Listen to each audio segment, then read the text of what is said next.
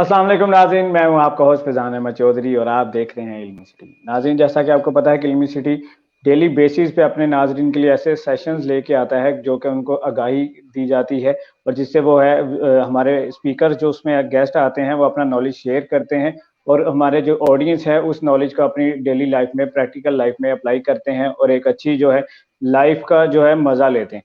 तो नाज़रीन, आज हमारा जो टॉपिक है वो ये है कि हम किस तरह यंगस्टर्स को, नौजवान नस्ल को जो है पॉजिटिविटी, मुस्बत तरीके या ज़िंदगी गुज़ारने की तरफ लेके जा सकते हैं, क्योंकि जैसे-जैसे कहा जाता है कि जैसे-जैसे अभी न्यू ईयर आता जा रहे हैं तो हमारी मुश्किलात, यंगस्टर्स की मुश्किलात में जो है इज़ाफ़ा होता जाता है। इनोवेशंस आ रही हैं टेक्नोलॉजी में, हर चीज़ में। तो आज हमारे साथ इसी टॉपिक पे बात करने के लिए सर अली आसिफ साहब मौजूद हैं, जो कि सोशल एक्टिविस्ट हैं और काफ़का ऑर्गेनाइजेशन के मीडिया हेड हैं और ट्रेनर भी हैं। तो सर को हम आज के शो में जो है वेलकम कहते हैं। जी, थैंक यू फैज़ान। अस्सलाम वालेकुम, कैसे हैं आप? वालेकुम अस्सलाम सर, अल्हम्दुलिल्लाह, आप सुनाएं। जी, मैं भी ठीक हूँ, अल्लाह का शुक्र है। जी। तो सर, जैसा कि आज का हमारा टॉपिक है कि हम जो यंगस्टर्स को जो है मुस्बत तरीके ज़िंदगी के जो मुस्बत तरीके हैं उनकी तरफ कैसे लेके जा सकते हैं। तो मेरा आज आपसे पहला सवाल जो है वो ये है कि पाकिस्तान की टोटल पॉपुलेशन में से कितने परसेंट यंगस्टर्स हैं?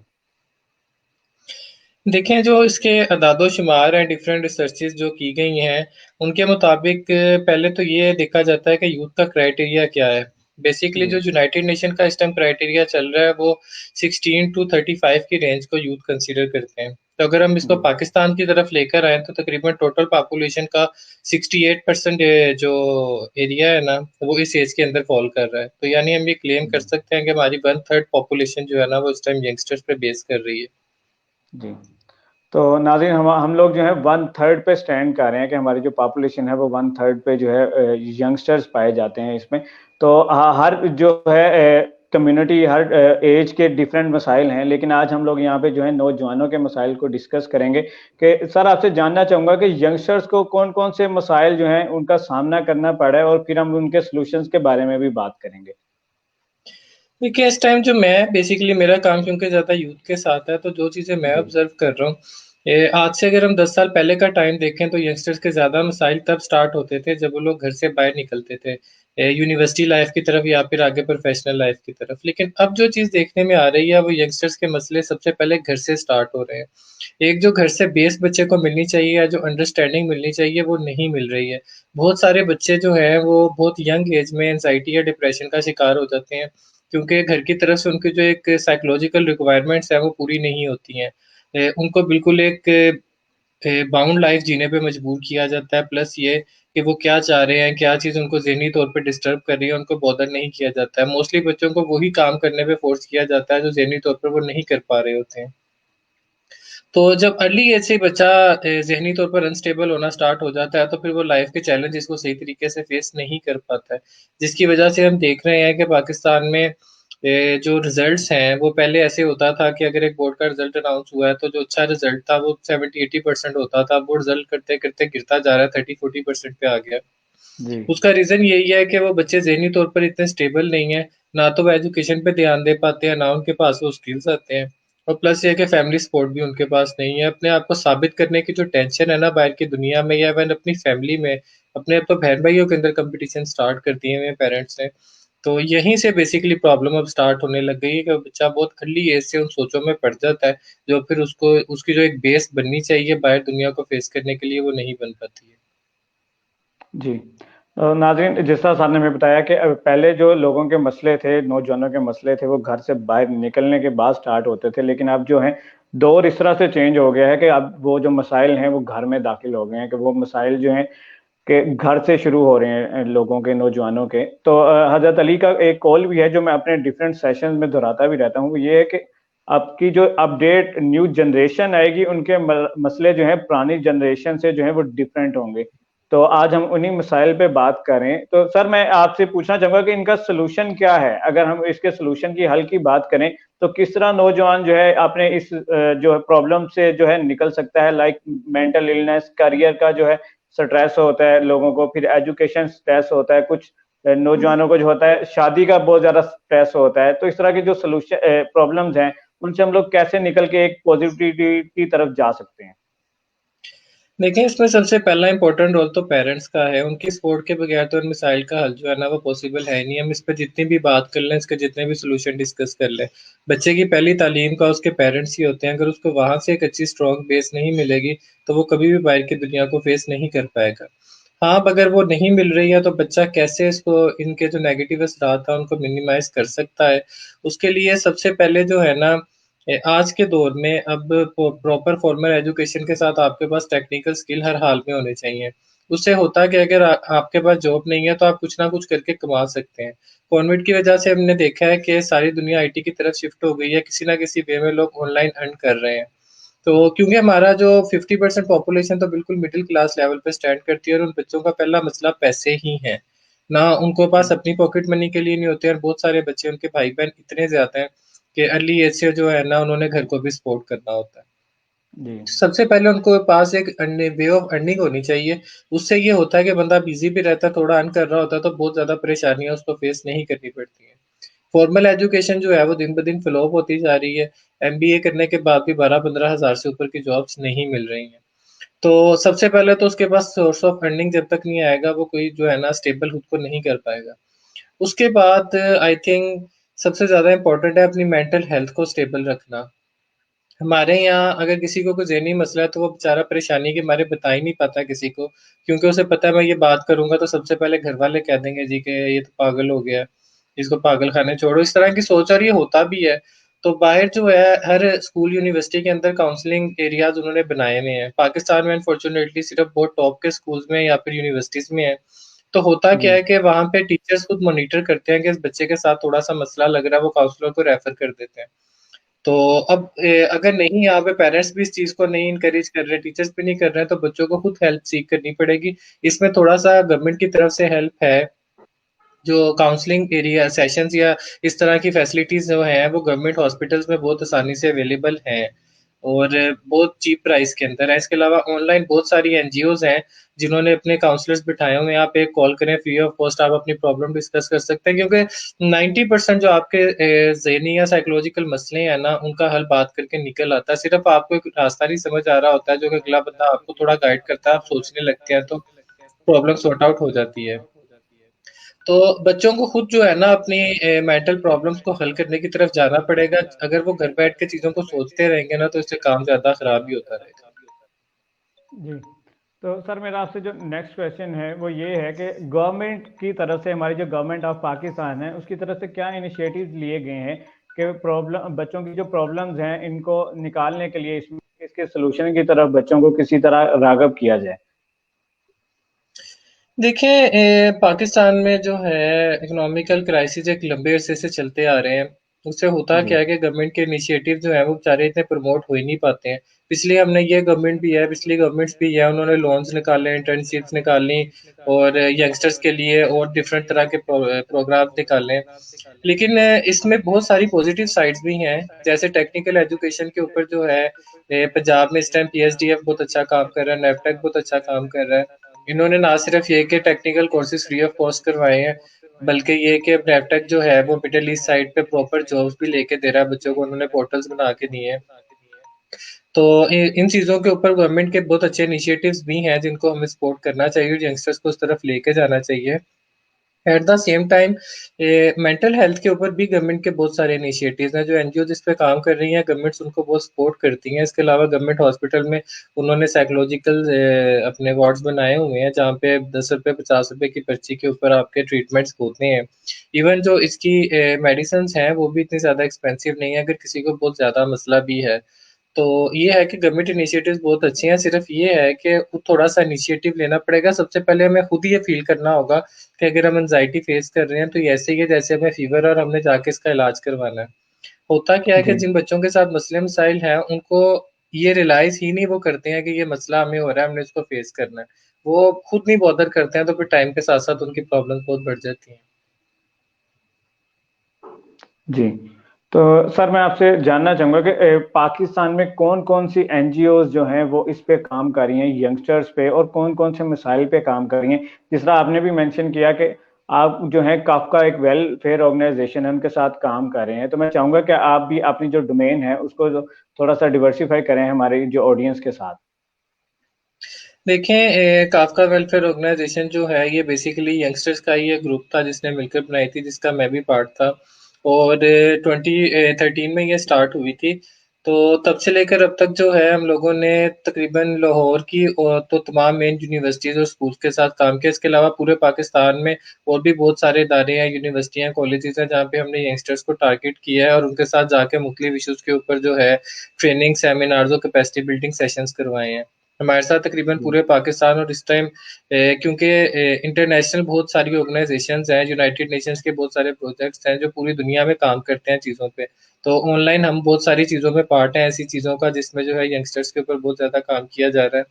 इसमें पाकिस्तान में जो है यूएन एड और इसके अलावा यूनाइटेड नेशन पॉपुलेशन फंड है, इनके ताबन से तमाम जो है गवर्नमेंट हॉस्पिटल्स के अंदर जो है ना काउंसलिंग के लिए उन्होंने जो साइकेट्रिस्ट वगैरह है वो हायर किए हुए हैं। इसके अलावा बहुत कुछ ऑर्गेनाइजेशंस हैं, उनके ऑनलाइन जो है नंबर्स भी अवेलेबल हैं, वो भी गूगल से इजीली एक्सेस किए जा सकते हैं। और इसके अलावा जो है बाहर के डोनर जो हैं वो भी बहुत ज़्यादा काम कर रहे हैं इसके ऊपर। बेसिकली तमाम डिटेल्स अवेलेबल हैं, सिर्फ एक गूगल करने की देर है। आप वहाँ पे जाके लिख दें फ्री काउंसलिंग सेशंस इन लाहौर, आपको 10 एनजीओज मिल जाएंगी जो इस पे काम करने को तैयार है। आपने टेक्निकल एजुकेशन लेनी है, आप गूगल करें, आपको 10 इदारे मिल जाएंगे जो फ्री कोर्सेज करवा रहे हैं। आपने ऑनलाइन पैसे कमाने हैं, आप गूगल करें, आपको 10 तरह के तरीके मिल जाएंगे कि आप किस तरह से कमा सकते हैं। सिर्फ बात ये एक वे होनी चाहिए कि एक थिंकिंग होनी चाहिए कि हाँ जी मैंने कुछ करना है, तो रास्ते आगे से बहुत सारे मिल जाते हैं। अभी जो मसला हो गया वो ये हो गया कि हम लोग अपने पेरेंट्स के दिए हुए वो तरीके नहीं तोड़ पा रहे हैं कि हाँ जी हमने पहले मैट्रिक करना है, उनके बताए हुए ग्रेजुएशन करनी है, फिर नौकरी करनी है, फिर शादी कर लेनी है। और देखा जाए तो आजकल जितने यंगस्टर्स जो इकोनॉमिकल क्राइसिस की वजह से ज़्यादा डिप्रेशन में है, उन सब का भी रीज़न क्या है कि घर में उनके इनकम कोई नहीं है, 6-6 छोटे बहन-भाई हैं जिनको उन्होंने पालना है। बेसिकली जो मैंने सबसे ज़्यादा डिप्रेस तबका इस टाइम देखा है ना, वो देखा है जो 15-16 साल के होते हैं, तो उसके बाद से उन्हें फ़िक्र पड़ जाती है कि अब्बा जी कुछ करते नहीं और अपने पीछे 6 भाई-बहन पाल रहे हैं। तो अब ये जो वो पेरेंट्स की जो लेगेसी इस मिडिल क्लास को मिली हुई है, ये करोड़ों की तादाद में है। अब आई डोंट नो कि इनसे किस हद तक फाइट किया जा सकता है, गवर्नमेंट या इंटरनेशनल इदारे कितने सक्सेसफुल होंगे। तो आई होप कि ये जनरेशन अपना माइंडसेट चेंज रखे। इस्लाम हर चीज़ में जितनी चादर है उतना पाँव फैलाने का दर्ज देता है। तो फिर जितने आप अफोर्ड नहीं कर सकते उतने आपके फैमिली मेंबर्स हैं ही क्यों? तो अब इस इशू के ऊपर आई होप कि जो हमारी जनरेशन है, वैसे समहाउ बहुत ज़्यादा पॉजिटिव चेंज है भी। लेकिन वो जो एक पूरा 1-1.5 करोड़ का यंग तबका पिस गया ना इस चक्कर में, जो मैं देख रहा हूँ, उसका तो कोई सोल्यूशन नहीं है और उनकी मेंटल हेल्थ को सपोर्ट करने वाला भी कोई नहीं है, वो जिम्मेदारियों के अंदर इतने फंसे हुए हैं। जी। तो नाज़रीन, जिस तरह सामने हमें बताया कि जो है कुछ ऐसे लोग भी हैं, मतलब कि जो इस एज से गुजर चुके हैं, तो उनका अब जो सॉल्यूशंस हैं वो शायद कम ही मिले, क्योंकि वो लोग जो इतनी जिम्मेदारियां, सोसाइटी प्रेशर, फैमिली प्रेशर, फिर इनकम, फिर काफ़ी सारे और भी पाकिस्तान में प्रॉब्लम्स हैं एक चीज जिनमें वो फंसे। इसमें जी फिजान, सॉरी आपकी बात काट रहा हूँ, एक चीज इसमें ऐड करना जी चाहूंगा कि हमें अब एक और पॉलिसी अपनानी पड़ेगी। इवन वो कंट्रीज जिन्होंने पिछले 10 साल में तरक्की करना शुरू किया, जिसमें थाईलैंड है, फिलीपींस है, साउथ ईस्ट एशिया के बहुत सारे मुल्क है, इंडिया की काफी सारी स्टेट्स हैं, वहां पे ट्रेंड ये चेंज हुआ कि एक घर में अगर 6 बंदे हैं तो 6 के 6 काम करते हैं। जितनी भी जी उनकी फीमेल पॉपुलेशन है सारी काम करती है। पाकिस्तान में आज भी ये ट्रेंड है कि 10 बंदों के घर में 2 बंदे काम कर रहे हैं और 8 मजे से खा रहे हैं। तो जी इससे ना तो इकोनॉमी को फायदा होता है, ना हालात बदलते हैं, और वो दो बेचारे जो काम कर रहे हैं ना उनका तो फिर जिंदगी भर कुछ नहीं हो सकता। तो गवर्नमेंट को भी इस चीज के ऊपर सख्ती करनी चाहिए। चाइना में बहुत उनके रूल्स ऐसे हैं कि अगर कोई गवर्नमेंट का पैसा अवेल करके पढ़ लेता है ना, तो वो जब तक इतने साल काम नहीं करके देता, गवर्नमेंट उसे अंडर बर्डन रखती है, खासतौर पर फीमेल्स को। तो यहाँ तो लड़कियां एमबीबीएस में एडमिशन लेके शादी हो जाती है तो छोड़ देती है। तो फीमेल्स को सबको जो है ना आपको वर्किंग एरिया के अंदर लेके आना पड़ेगा। जी। तो नाज़रीन साहब ने यहाँ पे बहुत इंपॉर्टेंट बात की कि क्योंकि अगर हम पॉपुलेशन देखें पाकिस्तान की, तो फीमेल्स की रेशो जो है वो डबल है। तो अगर हमने तरक्की करनी है या किसी भी तरक्की याफ्ता मुल्क की सफ में खड़ा होना है, तो हमें अपनी फीमेल्स को जो है वो भी जो है वर्किंग वुमेन्स बनाना पड़ेगा, क्योंकि किसी भी कौम की तरक्की का राज जो है वो दोनों जेंडर्स के काम करने में है, अकेले मेल के काम करने में नहीं है या अकेली फीमेल के काम करने में नहीं है। तो हमें दोनों जेंडर्स को जो है साथ लेके चलना पड़ेगा। सर ने बिल्कुल सही फरमाया कि हमारे यहाँ पे ट्रेंड ये है कि फैमिली में सिर्फ एक या दो मेंबर जो है वो अर्न करते हैं और बाकी जो है मजे से खा रहे होते हैं। तो हम इस पे भी बात करेंगे फर्दर कि हम इसमें फर्दर क्या किया जा सकता है। तो सर एक और आपसे बात करना चाहूंगा कि चाइल्ड लेबर की अगर हम बात करते हैं तो चाइल्ड लेबर या अभी भी अगर हम बात करें हमारी ऑडियंस की, तो या हमें वो लोग सुन रहे होंगे जो मिडिल क्लास हैं या अपर क्लास हैं। तो चाइल्ड लेबर की अगर बात करें तो आज का सेशन मेरे ख्याल से उनके लिए भी इम्पोर्टेंट था कि हम उनको पॉजिटिविटी की तरफ किस तरह लेके जा सकते हैं, क्योंकि वो तो छोटी एज से आपकी मार्केट में आ गए हैं। तो वो इनका बिहेवियर के बारे में भी मैं आप चाहूंगा कि आप कुछ हमें बताएं। देखें, जो अर्ली एज में जिन बच्चों को काम पे लगा दिया जाता है ना, उनको पॉजिटिविटी की तरफ तो कोई और ही बड़ा ला सकता है। वो बच्चे खुद नहीं कर जी पाएंगे, क्योंकि बच्चे को सही समझ आती है 15-16 साल की उम्र में जाके। ये अब एक जी जिम्मेदारी है। देखें, इस्लाम कहता है कि तुम में से हर एक अपनी रैयत के बारे में जवाबदेह है, निगहबान है। तो हमारी सराउंडिंग में जो इस तरह के बच्चे हैं, अगर हम उनका काम नहीं छुड़वा सकते हैं, तो हम काम के साथ कुछ ऐसा तो कर सकते हैं कि उनको थोड़ी बहुत एजुकेशन मिलनी शुरू हो जाए। या इवन मुख्तलिफ एरियाज के अंदर मैंने ये काम काफ़ी किया हुआ अपनी यंग एज में, कि हम छोटे एरियाज में जाते थे, डिफरेंट टाइम पे डिफरेंट जगहों पे सेशन, बिल्कुल सड़क किनारे जो है ना, छोटा सा एक वो बोर्ड लगा के वहाँ पे बच्चे बिठा लिए 25-30, उनके साथ 2-3 कैपेसिटी बिल्डिंग सेशन कर लिए, थोड़ा बहुत उन्हें बेसिक एजुकेशन पढ़ाने की कोशिश की, कॉपियां पेंसिलें ये चीज़ें डिस्ट्रीब्यूट भी की उनके अंदर। इससे होता क्या है कि जब बात की जाती है ना उन बच्चों के सामने, तो थोड़ा बहुत वो कॉन्शियस माइंड में आना शुरू हो जाते हैं कि हाँ जी ठीक है, बेशक काम कर रहे हैं लेकिन हम एक अच्छी जिंदगी गुजार सकते हैं। ये अब उनके साथ जो है ना, नेकी का काम आसपास की सराउंडिंग के जो लोग हैं उनको करना पड़ेगा। इसकी ओनरशिप माशरे का हर सेंसिबल बंदा ले गई तो हम उन बच्चों को फैसिलिटेट कर सकते हैं। अगर आपने सिर्फ उनसे गाड़ी साफ करवा के धक्का दे देना है या इस तरह के काम करते रहने हैं, तो फिर तो कोई फायदा नहीं है। होटल पे बर्तन धुलवा लेने हैं, होटल पे बैठे हुए लोग जो हैं वो बच्चे को पार्ट टाइम जो है किसी तरीके से पढ़ा सकते हैं, कोई हेल्प कर सकते हैं। मैं अपने इलाके इसके दूर दूर छोटे छोटे एरियाज में जाके घरों से लोगों को रिक्वेस्ट कर करके उनके बच्चों को जो है गवर्नमेंट स्कूलों तक छोड़ के आए हूं कि भाई फ्री एजुकेशन है, आप बच्चे को पढ़ने के लिए तो भेजे, ठीक है 2 बजे फारिग हो जाएगा, बाकी वो 6 घंटे काम भी कर लेगा, साथ बच्चा भी एग्री है। तो बहुत मतलब मैंने लोगों से बातें सुनी हैं, गालियाँ खाई हैं, लेकिन फिर भी जो स्कूलों के अंदर एडमिशन है जब वो खुलते हैं तो हम इसके ऊपर बहुत एफर्ट करते हैं कि 90% हर एरिया का बच्चा किसी ना किसी तरीके से स्कूल लेके जाएं। स्कूलों के जो मसले मसाइल हैं उनको हल करने के लिए रिक्वेस्ट करते हैं। और ये काम इतना मुश्किल नहीं है। अगर आप इलाके के 2-3 बड़े लोगों के पास जाएं, उनसे रिक्वेस्ट करेंगे जी ये मसले मसाइल है, इसके लिए थोड़ी फंडिंग कर दें, थोड़ा स्कूल पे ध्यान दे लें, थोड़ा लोगों को अवेयरनेस दे दें, आपको सपोर्ट करता है, हर बंदा करता है। इवन ये लोकल लेवल के जो पॉलिटिशियंस है, नाजिम है, चेयरमैन है, आप इनसे जाकर रिक्वेस्ट करेंगे, ये सुनेंगे आपकी बात। ऐसा नहीं है कि आपकी बात कोई सुनता नहीं है, तमाम इदारे आपकी बात सुनते हैं। सिर्फ ये कि हम लोग डरते हैं, हम जाके बात ही नहीं करते हैं। तो ये जी एक पूरी ओनरशिप है कलेक्टिव, जो हर एरिया के सेंसिबल लोगों को लेनी पड़ेगी, क्योंकि कहीं ना कहीं हम सारे अल्लाह को जवाबदेह हैं। जहाँ हम बैठे हैं, जिनका भला हम कर सकते हैं, अगर नहीं कर रहे हैं और ज्यादतियां होते हुए देख रहे हैं, तो फिर जितना करने वाला जवाबदेह है, उतना देखने वाला भी। जी बहुत अच्छी आपने बात की कि जितना करने वाला है उतना देखने वाला भी जवाबदेह है। तो एक और बात यहाँ पे मैं शेयर करना चाहूँगा कि ये हमारा एक कौमी अलमिया है कि हम लोग जो है एक ऑर्डर देते हैं। रिक्वेस्ट करना हमारी नेशन में जो है वो है ही नहीं, कहीं दूर दूर तक कहीं नज़र नहीं आता है कि हम किसी काम के लिए जो है रिक्वेस्ट करते हैं। हम लोग अगर अपने से किसी ऊपर अपर क्लास के या किसी और बंदे से किसी मतलब डेजिग्नेशन से, अपनी डेजिग्नेशन से, हाई डेजिग्नेशन से बंदे से भी अगर हम बात करते हैं तो वो हम उसमें जो है ऑर्डर के लहजे में जो है बात करेंगे, तो हमें रिक्वेस्ट करना सिखाया नहीं जाता। तो सर एक ये भी जो है बिहेवियर पे काफी इफेक्ट करती हैं चीजें के पॉजिटिव बिहेवियर से नेगेटिव की लोग तरफ ले जाते हैं। ये हमारा एक कौमी अलमिया है। एक तो हमारी इकोनॉमी का कुछ हाल ऐसा है, लेकिन आप इसके बारे में क्या कहना चाहेंगे कि ये जो हम एक ऑर्डर देने की सिचुएशन में रहते हैं पाकिस्तानी तकरीबन 24 आवर्स, तो इसकी सिचुएशन को कैसे चेंज किया जा सकता है? एजुकेशन के जरिए या कुछ और फैक्टर्स भी इसमें शामिल हो सकते हैं? देखें, कहीं ना कहीं जब माशरे के अंदर बर्दाश्त खत्म हो जाती है ना, तो उसके बाद फिर हालात ऐसे ही हो जाते हैं। तो जी इम्पोर्टेंट ये है कि सबसे पहले पाकिस्तान के बहुत सारे मसले मसाइल हैं जिनका हल तब निकलेगा अगर हमारा लॉ एंड ऑर्डर जी ठीक हो जाए। उससे लोगों के जी अंदर पेशेंस आ जाती है, और जब पेशेंस आ जाती है ना, तो फिर आप कह लें कि लोग प्यार मोहब्बत से बात करना शुरू कर देते हैं। जिस तरह जी बाहर के मुल्कों में आप जाएं तो लोग बहुत ग्रीट करते हैं आपको। आपको कोई जी बाय चांस कहीं लिफ्ट में मिल गया, वो आपको गुड मॉर्निंग बोल देगा। यहाँ कोई मिल जाएगा तो वो आपको गुस्से से ही देख रहा होगा।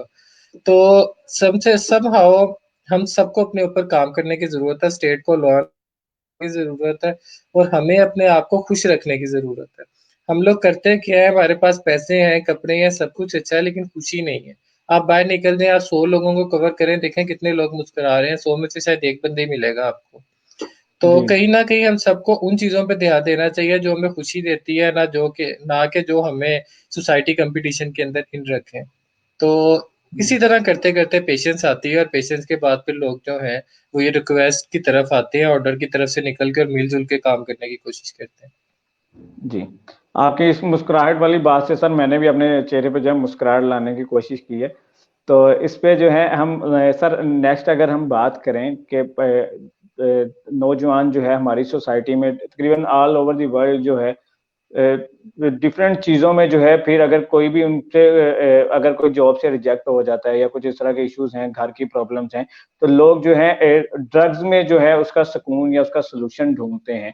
तो मैं आपसे जानना चाहूँगा कि आप जिस तरह एक ऑर्गनाइज़ेशन के मीडिया हेड भी हैं, उनके साथ काम कर रहे हैं, तो मैं आपसे ये जानना चाहूँगा कि इसका क्या सॉल्यूशन दिया जा सकता है कि नौजवानों में किस तरह ये आगाही पैदा की जा सकती है कि आपका सॉल्यूशन जो है प्रॉब्लम्स का वो इन चीज़ों में नहीं है? देखिए, इसके लिए सबसे ज़्यादा जो डेवलपमेंट सेक्टर काम कर सकता है, एनजीओ सेक्टर कर सकता है, टीचर्स कर सकते हैं, वो ये है कि मायूस ना होने पे कैपेसिटी बिल्डिंग यंगस्टर्स की करनी पड़ती है और कंटिन्यूअसली करनी पड़ती है। आपने देखा होगा आजकल मोटिवेशनल स्पीकर जो हैं, वो बहुत ज़्यादा इन है, उनके सेशंस बहुत दुनिया अटेंड करती है। तो ये जो मोटिवेशनल स्पीचेज़ है ना, ये हर हाल में होनी चाहिए। ये हमारे टीचर्स के मुँह से होनी चाहिए, ये घर में पेरेंट्स के मुँह से होनी चाहिए। एनजीओज़ इसमें बहुत ज़्यादा काम कर रही हैं, बहुत ट्रेनिंग्स होती हैं, बहुत फ्री सेशंस होते हैं, ऑनलाइन सेशंस होते हैं। अब ये वायरस के दिनों में एनजीओ सेक्टर ने बहुत कंट्रीब्यूट किया है ऑनलाइन सेशंस देके बिल्कुल फ्री ऑफ कॉस्ट और उसके अंदर एंट्री भी हर बंदे को अवेलेबल थी। तो कहीं न कहीं आपने हारना नहीं है ज़िंदगी में, आपने लड़ना है। इन चीज़ों की तरफ जो है ना नौजवानों को लाना पड़ेगा और इसके लिए सबको अपनी तरफ से कोई ना कोई कंट्रीब्यूशन देनी पड़ेगी ताकि नौजवान मायूस ना हो। प्लस इसमें एक इम्पोर्टेंट चीज़ है कि हम लोग जो है ना रिश्तों की फीलिंग्स को पीछे छोड़ते जा रहे हैं। शायद अब दोस्ती का ना मायने चेंज हो गया। अब शायद दोस्ती ये है कि आपने बैठ के जो है वो कहीं पे खाना खा लिया या बैठ के आपने गॉसिप्स कर ली। बेसिकली जो दोस्ती का मतलब होता था, वो होता था कि एक-दूसरे को बुरे टाइम में, मायूसी के टाइम में जो है, वो मोटिवेट करते थे लोग। तो कहीं न कहीं जो रिश्ते हैं ना, वो थोड़ा-सा पीछे की तरफ उन्हें लेके जाना पड़ेगा कि वो एक-दूसरे को सपोर्ट करने पे आएँ। आपने देखा होगा बहुत सारी इंग्लिश मूवीज़ का थीम ये होता है कि जब कोई नेगेटिव एनर्जी उनके पास आती है, तो उनको ये समझाया जाता है कि जी आप अपनी पॉज़िटिव फीलिंग्स, अपने रिलेशंस की जो एक स्ट्रॉन्गनेस है, उससे मुकाबला करें। तो जी। वो फिर आप देखते हैं कि उस चीज़ का असर कम होना शुरू हो जाता है। कहीं अगर बहुत सारे बच्चे इन्होंने हैरी पॉटर मूवी देखी होगी तो उसके अंदर बहुत सारे लेसन्स थे इस तरह के कि जब आपने किसी मायूसी या किसी बुराई से लड़ना है ना तो आपके दोस्त आपके साथ खड़े हैं तो आप लड़ सकते हैं। तो ये वो चीज़ें हैं कि मिल-मिला के आपस में एक-दूसरे को हमने सपोर्ट करना है, एक-दूसरे को समझें, एक-दूसरे की परवाह करें, केयर जो है वो ज़्यादा से ज़्यादा प्रमोट करें आपस में। तो यंगस्टर्स इसमें इस ये एक ऐसा मसला है जिसमें यंगस्टर्स एक-दूसरे को सपोर्ट करके निकाल सकते हैं। आपकी सराउंडिंग में कोई आपका दोस्त है, आपको लग रहा है कि ये गलत तरफ जा रहा है, ड्रग्स की तरफ जा रहा है, उसको आराम सुकून से उधर खुद ही रोक लें। उसे कहें कि भई तुम्हारा जो मसला है हमें बताओ, तुम्हें इस तरफ जाने की ज़रूरत नहीं है। एक-दूसरे को सँभालें। इससे ये चीज़ें कम होंगी, अदरवाइज़ तो वैसे बड़ी तेज़ी के साथ ये चीज़ें फैलती जा रही हैं और लोग जो है अब इस तरफ सुकून ढूँढ रहे हैं, स्कूलों में से ड्रग्स पकड़ी जा रही हैं। तो ये बहुत अलार्मिंग सिचुएशन है, इसमें हर बंदे को अपनी पूरी सराउंडिंग में हर बंदे को देखना पड़ेगा, अपने दोस्तों का, अपने क्लास फेलोज़ की सबकी केयर करनी पड़ेगी। तभी जो है हम किसी एक इंसान को भी अगर हमने ज़िंदगी में बचा लिया ना गलत तरफ जाने से, तो इससे बड़ा जो है, इससे बड़ी नेकी कोई नहीं है। जी। तो जिस तरह हमारे नबी की हदीस भी है कि एक इंसान की जान बचाना गोया सारी इंसानियत की जान बचाने के बराबर है।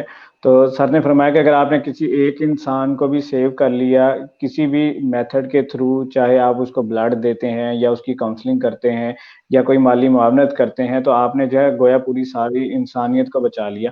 तो सर आपसे जो मेरा नेक्स्ट क्वेश्चन है वो ये है कि हम लोग जो बात करते हैं अक्सर के नौजवानों के मसाइल के बारे में कि नौजवान जो हैं हमारी कौम में जो है उन्होंने मुस्तकबिल सँभालना है आने वाला क्योंकि हर मैं डिफरेंट स्पीकर्स के इंटरव्यूज़ भी करते हैं हम, तो हर स्पीकर जो है वो कहते हैं जी ये वाली जो जनरेशन है उन्होंने मुस्तकबिल सँभालना है।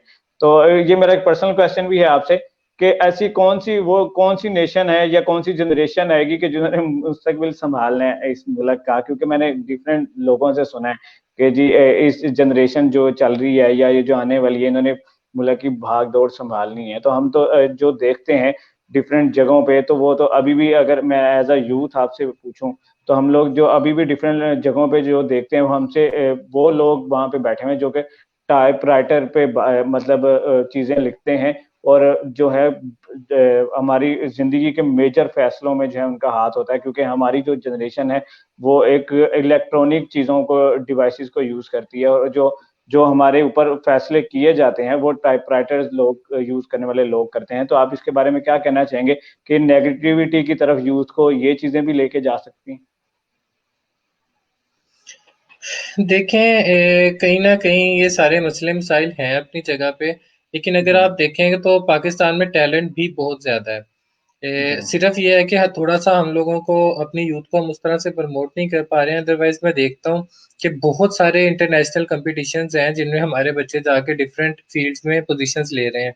अनफॉर्चुनेटली हमारा मीडिया जो है वो सिर्फ नेगेटिव चीज़ों को हाईलाइट करता है।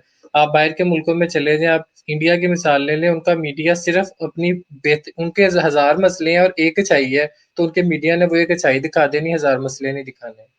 तो हमारा मीडिया जो है वो सिर्फ नेगेटिविटी प्रमोट करने में ज़्यादा आगे रहता है। हमारे यंगस्टर्स इवन यूएसए के अंदर आईटी की जो फील्ड है ना, उसके पिछले 2-3 साल में बहुत सारे ऑनलाइन या जो दूसरे कंपटीशंस थे उनमें हमारे बच्चों ने जाके पोजीशंस ली हैं। यूरोप के अंदर, यूके के अंदर पाकिस्तान का जो पढ़ा लिखा बंदा है ना, उसकी बहुत वैल्यू है। उनके हर सेक्टर में पाकिस्तानी काम कर रहे हैं। उनकी यूनिवर्सिटीज़ में, यूके की तमाम यूनिवर्सिटीज़ में सबसे ज़्यादा पढ़ने वाले और जो पीएचडीज़ में कंट्रीब्यूट कर रहे हैं वो पाकिस्तान के बच्चे हैं।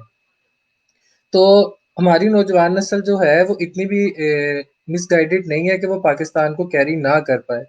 बस जी। बात इतनी सी है कि हमारी जो पिछली जनरेशन थी ना, जो अभी भी हमारे ऊपर मौजूद है, वो खुद ये इमेज बनाने में लगे हुए हैं कि जी ये कुछ नहीं कर सकते हैं, ये जनरेशन नहीं कर पाएगी।